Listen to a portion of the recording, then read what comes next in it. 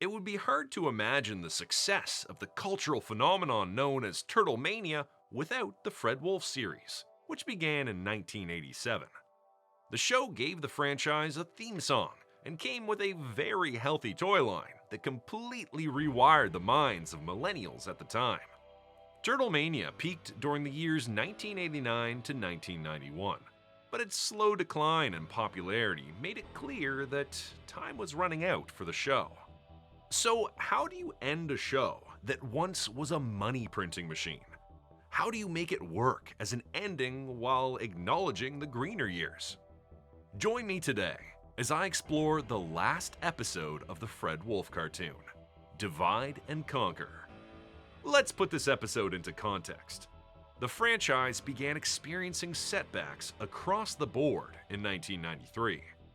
The comic book crisis set off a chain reaction that affected distributors and comic shop owners, seriously affecting the demand and availability of the then indie franchise.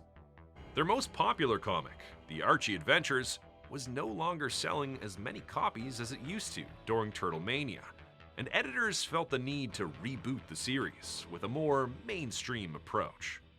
The last live-action movie didn't perform well enough for Golden Harvest to consider greenlighting a fourth installment, and Mirage began having trouble securing a distributor for a fourth movie, titled The Next Mutation. TMNT video games also stopped coming out after Tournament Fighters, and the toys saw a significant drop in revenue. To try to compete with a new wave of darker animated series, the Fred Wolf cartoon tried to stay afloat by taking a different approach. They added more action and serialized storytelling in what is now known as the Red Sky seasons. Aware of the repetitive nature of their previous seasons, CBS decided to bring in new characters to keep things fresh, Lord Dregg and Carter, but the move was perceived as reactive rather than organic. And that's not even mentioning the effect Power Rangers had on the Turtles' market share. The Turtles were still in syndication, but on the USA Network, and their new episodes were airing on CBS Action Zone, a kids' programming block that had lost all its shows but the Turtles after just one season. It's noticeable how both the cartoon and the Archie comic tried to let the characters grow with the audience, but the franchise was already transitioning into an evergreen property, something that wouldn't become clear for a few years. The last season was written by showrunner Jeffrey Scott, who did his best to bring the show to a close. He sent Carter into the future, he brought Shredder and Krang back for a last adventure, and he sent Lord Dregg into a downward spiral into madness. It's at the very bottom of that spiral that we find him on the final episode, titled Divide and Conquer. The story opened with the Turtles facing a sixth alien that week, who, after a quick fight, disappeared without leaving them any clues. They all seemed to be on a timer, and this one in particular took Leo's belt before leaving. This was also a pattern, as Mikey's grapplers were also stolen in a previous encounter. As you probably already imagined, the mind behind these timed attacks was Lord Dregg, who had been sending mercenaries after the Turtles on some sort of competition to see who lasted the longest against them. The contestants were promised power and wealth if they succeeded in bringing proof within 90 seconds. What these contestants didn't realize was that Lord Dregg had no power or wealth left. The fact that he was conducting this competition from a spacebar should have given it away. Dregg still had his henchmen, Mung, an army, and his microbots.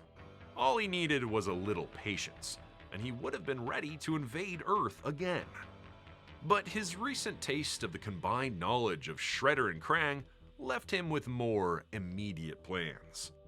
Mung tried to convince his master to abandon his obsession with the Turtles, but his advice wasn't well received.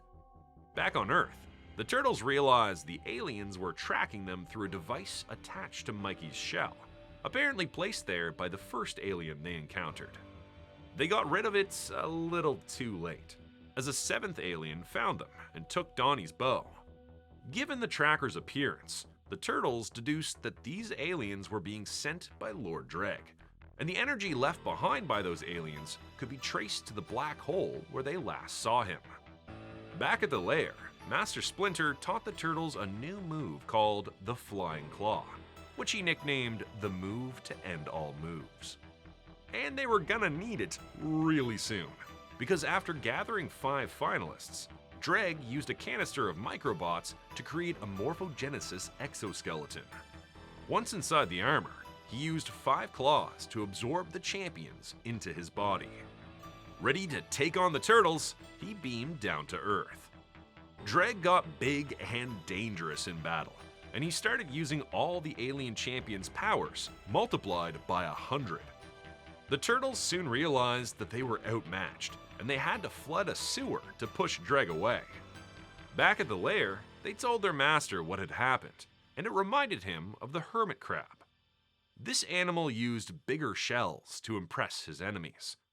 This gave Donnie the idea of using Krang's android body to get as big as Dregg, with the help of its molecular expander. And they knew where to find it, at the abandoned Technodrome in Dimension X. Unfortunately, Dregg found April O'Neil through the internet and used her as bait to lure the Turtles out of the sewers. Needed at 2 places, the Turtles split. Raph and Leo went to April, while Donnie and Mikey traveled to Dimension X to retrieve Krang's android body. Leo and Raph succeeded at freeing April, but while escaping with the turtle van, Dregg used a giant electromagnet at a junkyard to trap them. Their hopes were now in the hands of their brothers, who had to face some squatters to retrieve the android body. Once they found the Technodrome's portal, they returned to Earth. Don't ask me how Donnie knew where to find his brothers, but he and Mikey used the android body to grow in size and fight Dregg. Unfortunately, this strategy had to be executed within a minute, or the android's atoms would eventually shrink and then explode. Leo and Raph contributed to the fight in their own way, attacking Dregg from the turtle van.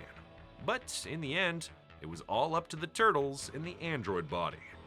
With only 5 seconds left, Donnie and Mikey performed a flying claw move to get a hold of Dregg, and then jumped out of it, opened a portal, and sent the android with Lord Dregg back to Dimension X, where he would more than likely die in a nuclear explosion. With the mission over, the Turtles returned to the lair where Master Splinter congratulated his students and told them he was proud to be their equal. They no longer needed a teacher, as they were ready to handle anyone or anything. That is, anything but Donatello's cooking. And that was the end of the show. The episode aired on November 2nd, 1996, but not all US channels broadcast the show's final episodes. As a result, in some regions, no one even knew there was a final season until the DVDs came out many years later.